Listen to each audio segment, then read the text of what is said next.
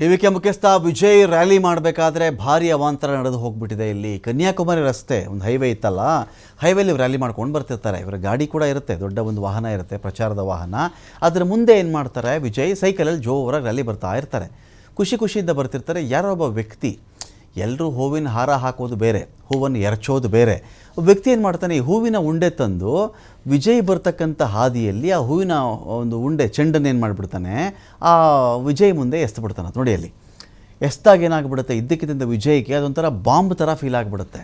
ಯಾರೋ ಬಾಂಬ್ ಎಸ್ದುಬಿಟ್ರೇನೋ. ಎಲ್ಲರೂ ಹೂವನ್ನು ಬೇರೆ ಥರ ಎರಿಸ್ತಾರಲ್ಲ, ಹೂವಿನ ಹಾರ ಎಸ್ತಾ ಇದ್ದಾರೆ. ಕೆಲವರು ಕೂಲಿಂಗ್ ಗ್ಲಾಸು ಬಿಸಾಕಿದ್ದಾರೆ. ವಿಜಯ್ ಗಾಡಿಗಳ ಮೇಲಿದ್ದಾಗ ಕೂಲಿಂಗ್ ಗ್ಲಾಸ್ ಎಸ್ದುಬಿಟ್ಟು ಒಂದು ಸಲ ಈ ಕೂಲಿಂಗ್ ಗ್ಲಾಸ್ ಹಾಕೊಂಬಿಡಿ ನೀವು ಅಂತ ಅಂದಾಗ ಆ ಕೂಲಿಂಗ್ ಗ್ಲಾಸ್ ಹಾಕೊಂಡಿರೋದು ನಿಜ.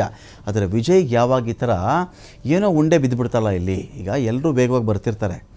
ವಿಜಯ್ ಆ ಕಡೆ ಈ ಕಡೆ ನೋಡಿಕೊಂಡು ಸೈಕಲ್ ತುಳ್ಕೊಂಡು ಏನೋ ಒಂದು ಸ್ಪಿರಿಟಲ್ಲಿ ಬರ್ತಾರೆ. ಸಡನ್ನಾಗಿ ಮನುಷ್ಯ ಹೂವಿನ ಚೆಂಡೆ ಎಸೆದ್ನೋ ಇಲ್ಲ ನಿಜವಾಗ್ಲೂ ಬಾಂಬೆ ಎಸ್ದುಬಿಟ್ಟು ಅಂತ ಆ ಮನುಷ್ಯ ಸಹಜವಾಗಿ ಗಾಬರಿಯಾಗಿ ಆ ಥರ ಹಿಂದಕ್ಕೆ ಓಡೋಗಿರೋದು.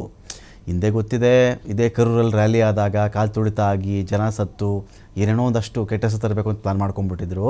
ಅದೇ ಥರ ಇವಾಗಲೂ ಮಾಡಿಬಿಟ್ಟಿದ್ದಾರೇನೋ, ಯಾರು ಬಾಂಬ್ ಸಿಡಿಸ್ಬಿಡ್ತಾರೇನೋ, ನನ್ನೇ ಸಾಯ್ಸಕ್ಕೆ ಬಂದುಬಿಟ್ಟಿದ್ದಾರೇನೋ ಅಂಥೇಳಿ ಇಮ್ಮಿಡಿಯೇಟಾಗಿ ಸೈಕಲಿಂದ ಕೆಳಗಡೆ ಇಳಿದು ವಿಜಯ್ ಸೇಫ್ ಝೋನ್ಗೆ ಓಡಿ ಹೋಗಿಬಿಡ್ತಾರೆ. ಹಾಗಾಗಿ ಈ ಒಂದು ವಿಚಾರ ಕೂಡ ಬಹಳ ವೈರಲ್ ಆಗ್ತಾ ಇದೆ ಒಂದು ಕಡೆ.